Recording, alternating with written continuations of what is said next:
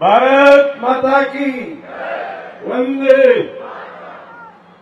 डहाणू नगर परिषद निवडणूक 2025 आजची जाहीर सभा, या जाहीर सभेसाठी आणि आपल्या सर्वांना दिशा दाखवण्यासाठी आलेले आपल्या राज्याचे मुख्यमंत्री माननीय देवेंद्रजी फडणवीस साहेब, प्रदेशाध्यक्ष रवींद्रजी चव्हाण, आजचे नगराध्यक्षपदाचे उमेदवार भरतसिंग राजपूत, निवडणूक प्रमुख बाबाजी काठोले, पिनलबाई शाह, पंकज कोरे, प्रवीण गवळी, श्रीमती रेश्मा राजपूत, जगदीश राजपूत, रोहिंटन जाईवाला, श्रीमती वैशाली बोत्रा, देवांग शिंगडा, फैयाज खान, मधुकर वनमाली, तपीस कोठारी, शेखर सामते, सचिन पाटील, अंकित जयस्वाल, श्रीमती रश्मी पांचर, शौर्य राजपूत आणि डहाणू नगरपालिकेसाठी उभे राहिलेले भारतीय जनता पक्षाचे 28 उमेदवार,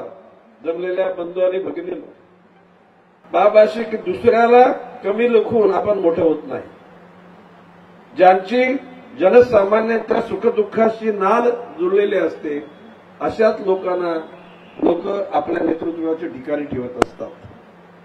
2014 पासून खरं म्हणजे नॉनस्टॉप देवेंद्रजी फडणवीसांच्या नेतृत्वाखाली या राज्यातील जनतेनं आपल्या मनातली इच्छा व्यक्त केली.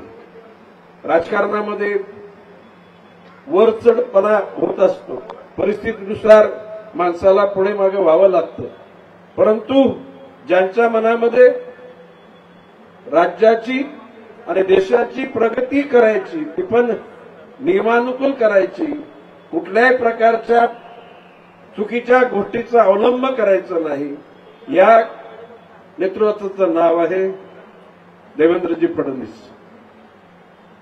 कसलाही कलंक नसलेला, प्रत्येक समाजाच्या हिताची जपणूक करणारा, धर्म जात पंथ वर्ण वर्गाच्या पलीकडे जाऊन लोकशाहीच्या चौकटीची संपूर्ण देखरेख करणारा नेता म्हणून देवेंद्रजीकडे आपण पाहतो.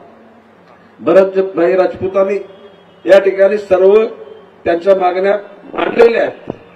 आता त्याचा मी उच्चार करत नाही, परंतु भविष्य काळामध्ये तुमच्या सर्वांच्या प्रगतीकरता आम्ही बांधील आहोत. कसल्याही प्रकारच्या नकारात्मक भूमिकेतून न जाता सकारात्मक विचाराची पाठराखण करण्याचा निश्चितपणे आमचा विचार आहे.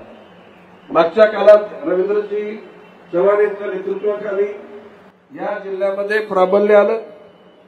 खासदार आपला आला, मगाशी सांगितल्याप्रमाणे 5 नगर आमदार आपले आहेत. आता येणाऱ्या 4 नगरपालिकांमध्ये आपले नगराध्यक्ष होतील. आणि मी सांगतो की पालकमंत्री म्हणून जे मी निरीक्षण केलेलं आहे की येणाऱ्या जिल्हा परिषदचा अध्यक्ष सुद्धा भारतीय जनता पक्षाचाच होईल, हा विश्वास या ठिकाणी व्यक्त करतो. आपण सर्व सुज्ञात निश्चितपणे आपलं कर्तव्य आपण या ठिकाणी पार पाडाल.